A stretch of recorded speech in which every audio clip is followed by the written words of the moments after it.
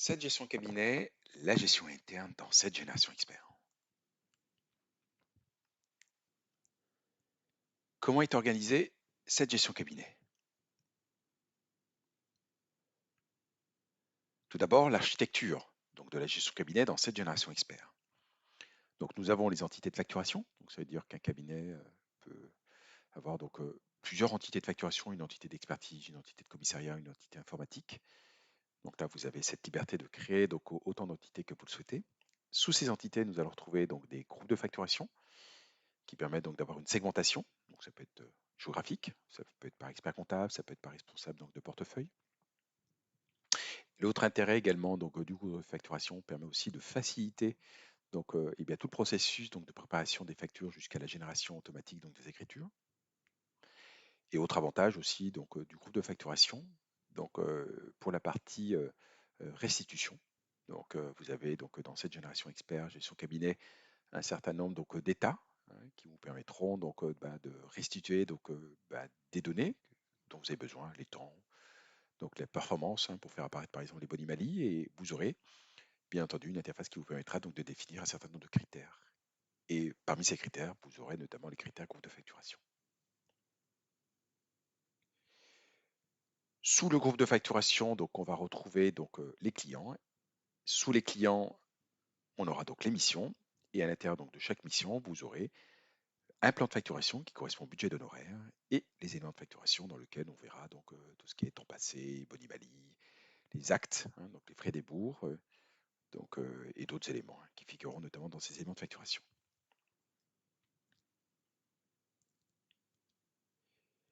L'organisation pour créer donc des missions. Donc vous avez trois méthodes. Soit à partir de l'éditeur de l'émission, donc là ça peut avoir du sens pour un nouveau client qui arrive. Soit à partir d'un modèle, donc là notamment pour un cabinet qui fait le choix de notre solution et qui souhaite déployer de manière industrielle, donc il s'appuiera notamment de modèles qu'il aura définis au préalable. Soit on va dire dans une démarche plutôt quotidienne, qui souhaite par exemple créer pour un nouveau client une mission pas à pas.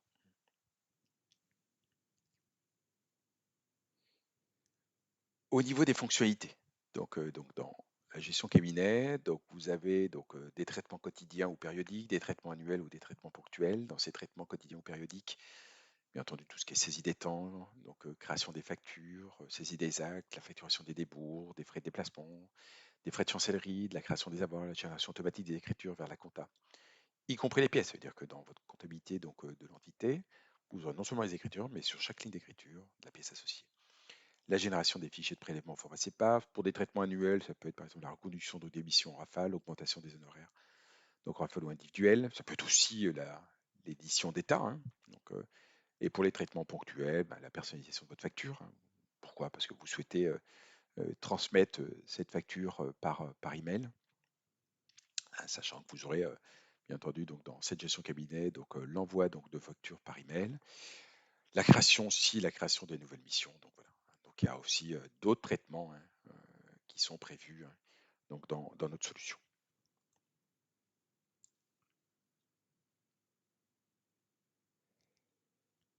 La démonstration de cette gestion cabinet.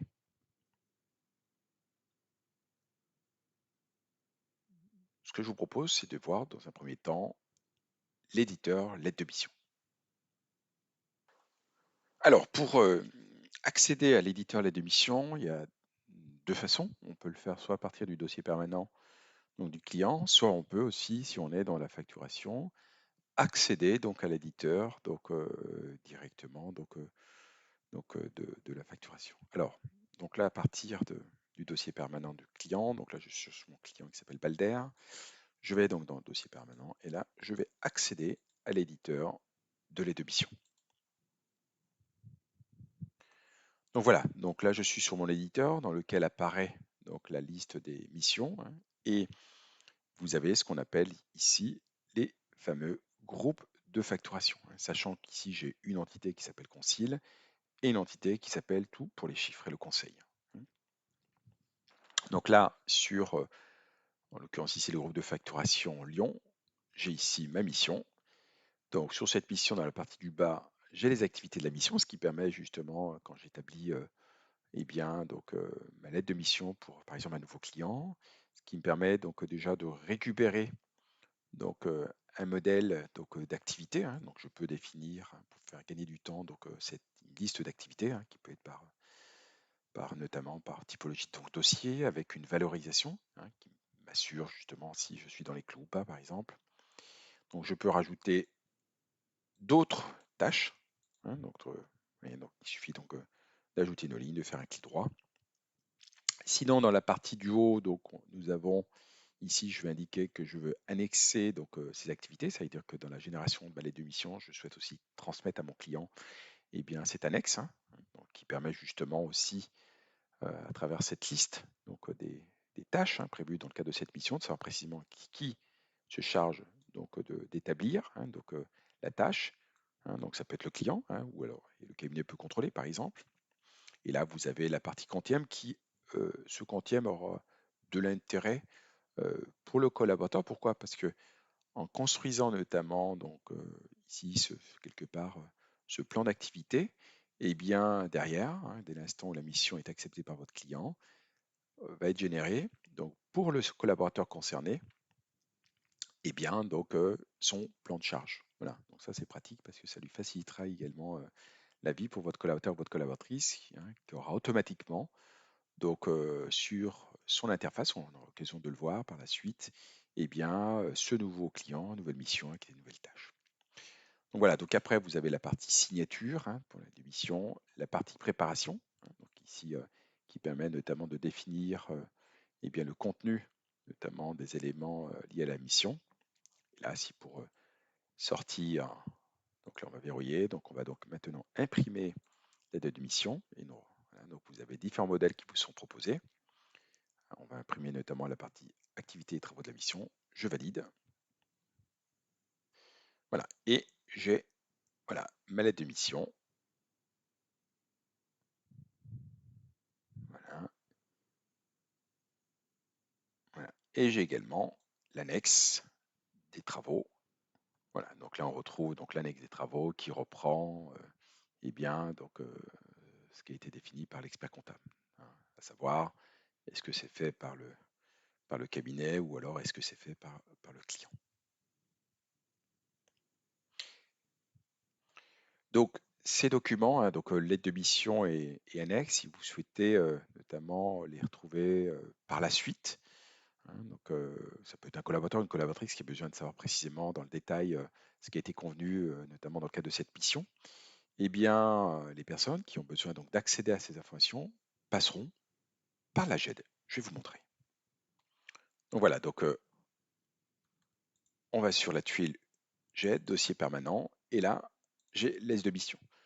Donc là, je vais retrouver donc, les différentes donc, lettres de mission que j'ai pu, générer, hein, pour mon client avec les annexes. Donc, si j'ai besoin donc de transmettre donc les informations donc à mon client, bah, il suffira de sélectionner donc, les documents que je souhaite communiquer à mon client.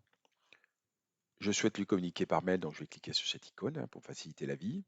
J'indiquerai précisément quel est le destinataire, d'accord.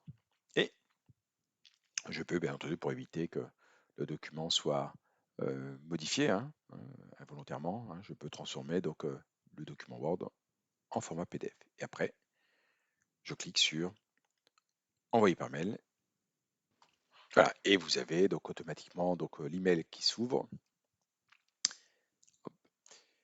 avec, en objet donc, le nom du client, les éléments qui ont été communiqués, hein, notamment les documents pièces jointes, un texte, hein, donc, et je peux bien entendu, modifier ce texte.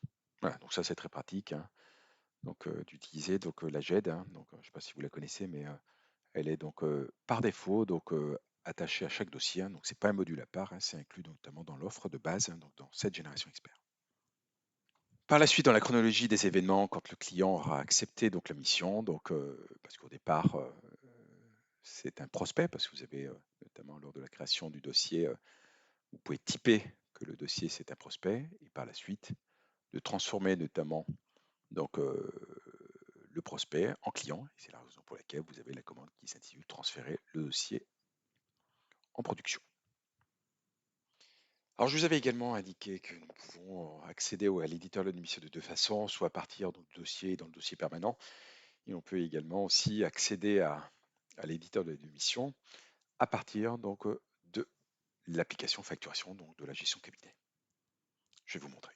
Alors, pour accéder donc à la gestion cabinet, hein, qu'on appelle module facturation, je vais sur la partie entité, et comme je vous l'ai précisé, donc on peut créer autant d'entités qu'on le souhaite, hein, dans la solution. Donc là, j'ai mon entité et je vais sur la tuile, donc l'icône facturation qui correspond en fin de compte à ma gestion cabinet. Donc je clique et j'accède notamment à mon éditeur, mon interface, hein, de gestion cabinet, dans laquelle je retrouve donc l'entité, et à l'intérieur de l'entité, comme je vous l'avais précisé dans les schémas précédents, les groupes de facturation. Donc là, par exemple, j'ai Lyon, puis d'autres groupes. Alors, pour accéder à l'éditeur de l'aide d'émission à partir de la facturation, donc là, je me mets sur mon client. Donc, on a par exemple Alligator, à la mode, Alio, Aubagne. Et là, clic droit, dossier. Et là, on accède donc aussi directement à l'éditeur l'aide d'émission. Donc voilà. Et donc c'est relativement simple, hein, et beaucoup d'interactions entre les différents traitements, hein, les différentes fonctionnalités.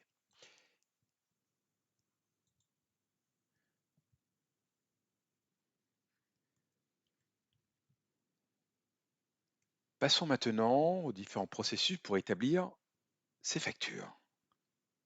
Alors, comme je vous l'indiquais, donc nous sommes donc dans l'application facturation, qui est l'application gestion cabinet, la gestion interne, hein, donc on peut donc utiliser donc différentes appellations, hein. Et à l'intérieur, vous avez, comme je l'indiquais, l'entité. À l'intérieur de l'entité, groupe de facturation, groupe Lyon, et, comme j'ai dit, hein, on peut avoir comme segmentation des sites géographiques, par expert comptable, par responsable de portefeuille, hein. Donc, et à l'intérieur donc d'un groupe, on a donc les clients. Et à l'intérieur d'un client, on a donc les missions. Et dans une mission, rappelez-vous, dans le schéma principal, nous avons à l'intérieur le plan de facturation et les éléments de facturation. Donc là, pour les éléments, je vais aller par exemple sur un autre dossier. On va simplement changer d'exercice. Donc là, j'ai mon plan, hein, avec les différentes règles de facturation, hein, sachant que ce plan de facturation a été mis en place, peut être mis en place soit à partir donc, de l'éditeur de l'aide de mission, soit à partir donc d'un modèle qui me permet notamment dans le cadre donc, d'un démarrage, hein, donc, de mon cabinet de déployer de manière industrielle donc, eh bien, toutes les missions, soit de créer donc pas à pas donc, une mission, hein. Donc constitué de règles de facturation, donc avec des dates, hein, dans lesquelles je vais pouvoir générer donc mes factures, et des montants, donc l'affectation comptable. Alors, ce qui me permet notamment, quand je consulte mon plan de facturation, de visualiser mon fameux budget d'honoraires, hein. Et quand je clique une deuxième fois sur la mission, j'ai ce qu'on appelle les éléments de facturation, hein, ce que je vous disais, hein, dans lequel j'aurai l'historique donc, des temps passés. Donc là, on peut filtrer par exemple sur la partie temps passé, hein, savoir précisément qui est intervenu sur le dossier et sur quelle tâche et pendant combien de temps, hein. Sinon, vous avez la partie donc acte. Donc, ça veut dire que concrètement, donc, dans le cadre de ma saisie des temps, les collateurs et collatrices, et moi-même expert comptable, je peux aussi renseigner des actes, ces actes sur lesquels je vais pouvoir mettre des quantités, hein, et qui me permettront donc de les retrouver de manière automatique sur mes factures. Et ces actes outils sur lesquels aussi je peux mettre du temps. Voilà. Donc différents éléments et aussi la partie écart qui permet justement de comparer donc, mes factures, hein, celles que vous voyez en gras, hein, avec le numéro. Donc comparer donc, les honoraires des factures par rapport au coût de revient de la mission, ce qui me permet d'obtenir, hein, donc, de manière progressive, eh bien, mon boni ou mon mali, hein. Alors bien entendu, vous aurez la possibilité de générer ce genre d'état de performance, hein, multi-dossier, donc au niveau des états que je vous montrerai par la suite. Alors, comme je vous l'ai indiqué dans un des schémas, concernant la création donc, des missions, donc on a différentes façons. Donc, on a vu donc, à travers l'éditeur la démission. Sinon, on peut aussi créer en rafale donc, les missions. Donc là, je me mets par exemple sur mon groupe. Et donc, j'ai donc, une commande qui s'intitule Créer des missions en rafale. Je choisis mon modèle que j'ai défini au préalable, par exemple mon modèle compta.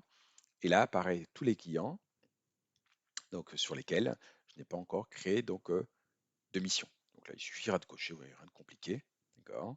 Et après, donc dans la partie traitement, hein, de lancer la création industrielle donc, des missions, et non seulement des missions, mais à l'intérieur des missions, des plans de facturation. Vous voyez que on est véritablement dans un usage qui correspond à vos enjeux, à vous cabinet, hein, d'avoir un certain nombre de traitements en masse, hein, donc des traitements industriels. Sinon, vous avez troisième possibilité, hein, pour la création d'une mission, donc de pouvoir la créer donc pas à pas, hein, soit on crée donc véritablement pas à pas donc la mission, hein, ex nihilo, soit on s'appuie sur un modèle. En fin de compte, le même modèle qui est utilisé quand on crée des missions en rafale. Donc voilà, donc ça c'est aussi pratique, hein, donc d'avoir ce genre de fonctionnalité. Quand les missions ont été créées, donc avec à l'intérieur, donc dans chaque mission, donc les plans de facturation, pour lancer la préparation des factures, il y a plusieurs niveaux, hein.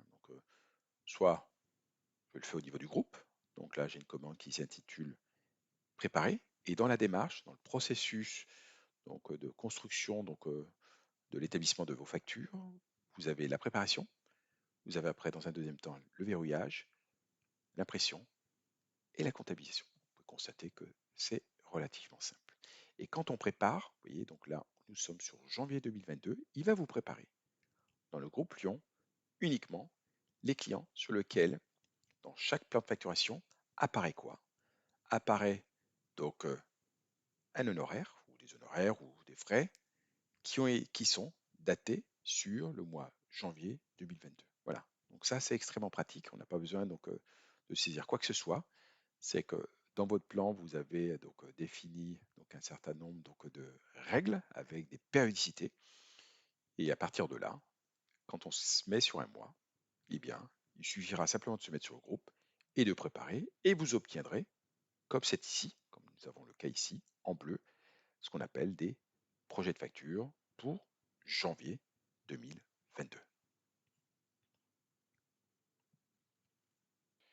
Sur un projet, comme vous le savez, le projet peut évoluer, hein. Ce que j'ai défini à un moment donné, donc dans le cadre de la mission, plus dans le projet, je peux y voir aussi d'autres éléments en plus, hein, les frais de déplacement, les frais des bourgs, des actes. J'ai bien entendu la main pour pouvoir aussi rajouter d'autres éléments, peut-être modifier, supprimer, hein.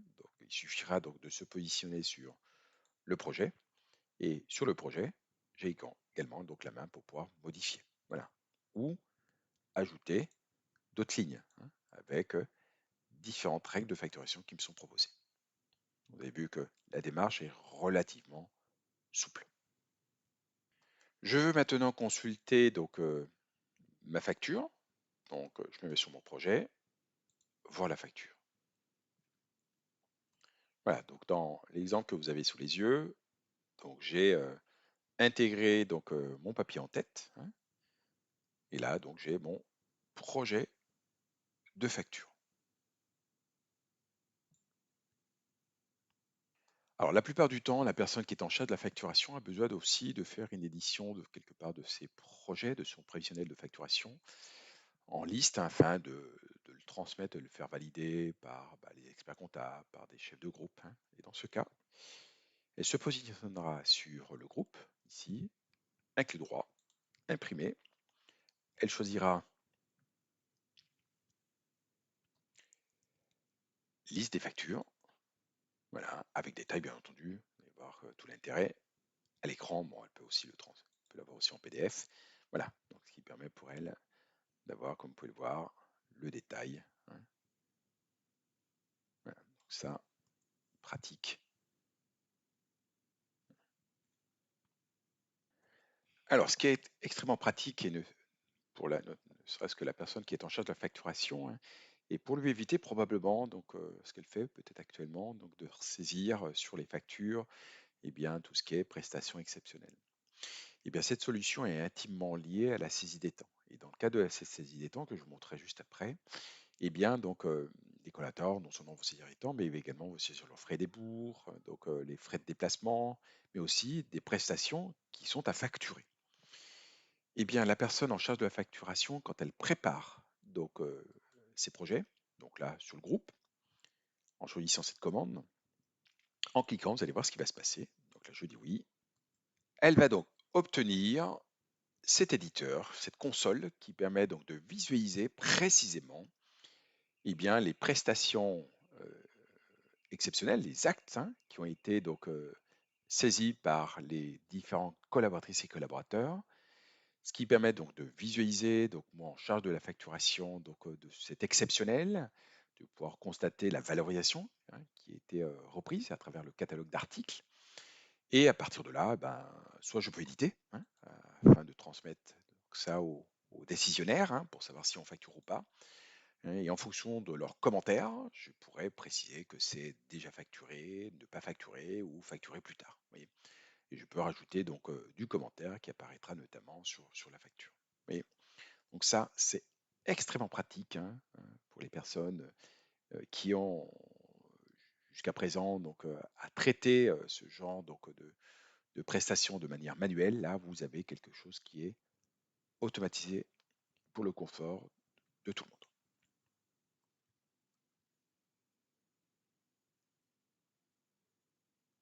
Alors, prenons un petit peu de temps pour aller voir la saisie des temps.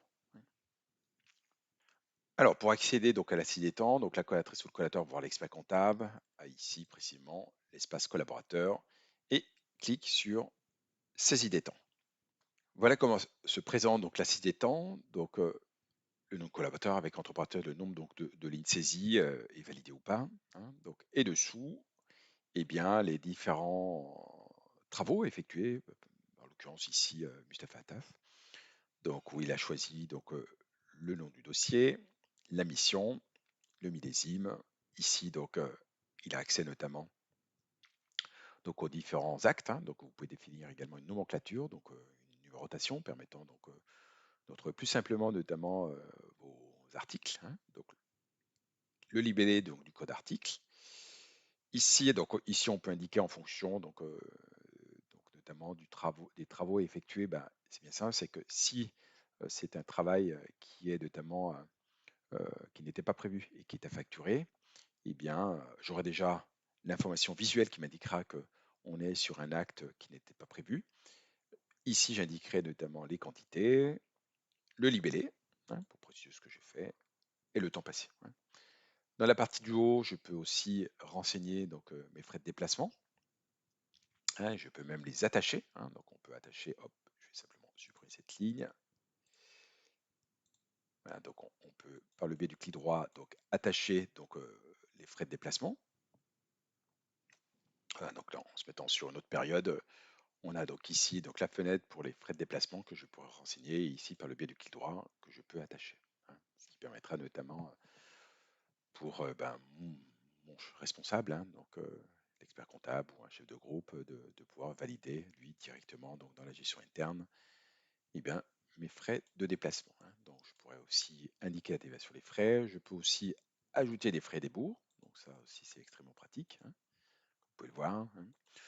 Je peux bien entendu éditer, moi collaboratrice, collaborateur, donc mes frais de déplacement, ma fiche de temps ou d'imprimer notamment ce que je viens de saisir. Voilà. Donc, vous pouvez constater qu'au niveau donc, de la saisie des temps, c'est également extrêmement simple. Revenons donc sur le processus pour établir ces factures, pour aller voir donc, eh bien, les étapes suivantes après avoir généré ces projets. Donc après avoir donc, généré ces projets, donc après les avoir amendés, donc rajouter donc, des lignes supplémentaires, modifier des choses, après donc dans le processus, on verrouille. Donc dès l'instant où on verrouille, on peut déverrouiller et automatiquement on revient en projet, on imprime et on comptabilise. Sachant que je peux bien entendu donc dans Sage donc, transmettre donc, mes factures par mail. Donc là, la démarche est également simple. Hop, je vais transmettre par mail. Voilà. Et là, donc, chez mon éditeur, dans lequel apparaît donc les clients avec les factures, l'email, soit qui provient notamment du DP, soit qui a été renseigné donc sur la mission. Et je sélectionne et je pourrais transmettre donc en rafale donc les factures à mes clients. Donc au niveau de l'avancement, hein, sur le traitement de mes factures, il y a des codes couleurs, hein, qui précisent bleu, bah, c'est un projet. Quand c'est verrouillé ou imprimé, c'est violet. Et quand c'est comptabilisé, c'est vert, hein, comme c'est le cas ici. Puis on a également donc, le statut, hein, donc la lettre C qui indique que c'est comptabilisé. Donc vous voyez, il y a quand même du visuel qui permet donc de vérifier à quel niveau je me suis arrêté sur tel ou tel client.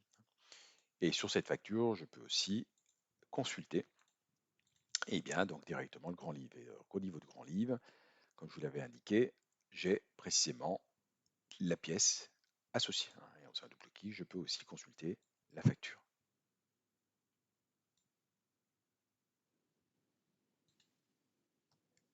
Passons maintenant aux restitutions, hein, donc les états. Donc pour accéder aux états, voilà. Et là, vous avez donc classé par catégorie un certain nombre d'états disponibles, avec dans la partie de droite donc les critères qui permettent d'affiner votre restitution, hein. Donc on peut, vous voyez, comme vous pouvez le voir, donc choisir les groupes, hein, donc le responsable donc de dossier, responsable de mission, donc un dossier, hein, ou alors ben, par défaut l'ensemble des dossiers, on peut définir notamment aussi les millésimes. La partie aussi rupture, hein, donc si vous voulez par exemple rajouter des sous-totaux, et également à cet endroit, hein, si vous souhaitez aussi encore affiner donc votre restitution. Et après, clic droit et j'ouvre. Donc voilà l'exemple, un exemple notamment donc d'édition des temps. Vous pouvez également sur l'ensemble des états, hein, donc aussi les exporter vers Excel. Voilà. Autre état, par exemple la performance, hein, qui permet donc d'identifier les bonimalies. Pareil avec la partie de droite, les différents critères, hein, qui permettent d'affiner votre restitution. J'ouvre. Donc voilà donc un exemple, hein, donc d'état de performance, hein, quelque part d'analyse de rentabilité, de compétitivité des dossiers, hein, qui fait apparaître entre autres le Bonimali. Donc comme vous pouvez le voir, hein, vous avez vraiment une liste assez riche, hein, donc d'états de restitution. Donc la partie qui est ici pour générer donc la partie prélèvement, c'est voilà. Voilà, donc vous avez également inclus dans l'offre notamment cette fonctionnalité, hein.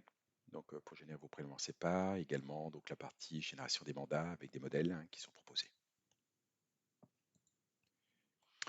Également donc des contrôles de cohérence entre ce qui a été fait en facturation et s'assurer que ça a bien été comptabilisé, hein. Donc également toute la partie relance, hein, hein, que vous pouvez aussi générer, hein, qui vous servira aussi de relance d'étape permettant de faire des relances téléphoniques, mais également vous pouvez générer donc des états relance, hein, donc soit par courrier, vous pouvez les transmettre, soit par email, hein, avec différents niveaux de relance, hein. Vous en avez 3 précisément, hein, dans lequel vous allez pouvoir mettre des textes appropriés.